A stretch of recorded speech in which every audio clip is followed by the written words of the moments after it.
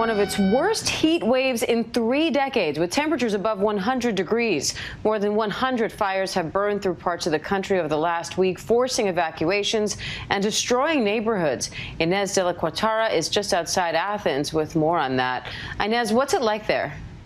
That's right, Diane. Yeah, I mean, the destruction left behind here is truly unbelievable. I want to give you a sense of what it's like here on the ground. We're about a 30-minute drive from Athens. And if you take a look at this property, it has been completely charred. The trees, the cars, that building right there. We spoke to the man who owns this property. That right there, that was his home. It's now completely burned to the ground. He was here earlier. We spoke with him. He was in a state of total shock. He was frustrated. He feels he could have had more time to save some of his belongings, but he was frustrated with local authorities for holding him back.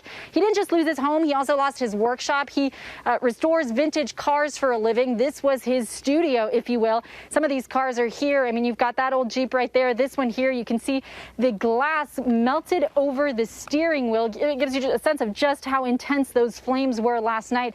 And he was here this morning going through the rubble, could barely speak with us, just in total shock. He was one of thousands of residents who were told to evacuate overnight because of these fires. Now, more residents in other parts of Athens are being told to stay indoors. There's a stay indoor advisory because of the harmful particles in the air. So residents are being told to keep their windows shut and stay home. When you talk about what's fueling these fires, it's the scorching heat here in Greece right now. We are in the middle of Greece's worst heat wave in 3 decades, with temperatures yesterday at one point hitting 115 degrees. And that's what's making for these really dry conditions, making the ground very dry, which is causing these outbreaks. You can hear those planes right there, that helicopter still working, firefighters still working to put out blazes in some parts. Just working overtime. They had to stop overnight. They picked up again this morning for safety reasons. So clearly the problem far from over.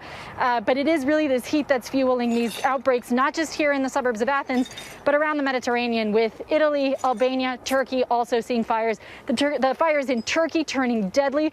The good news here in Greece is that no lives have yet been lost, thankfully, to these fires. But when you look at the property damage, I mean, officials are saying it's still too soon to say how many properties were damaged, but clearly in this area, properties completely destroyed. Diane? All right, Inez de la Cuatara in Athens for us. Inez, thank you. I am come to send fire on the earth, and what will I if it be already kindled?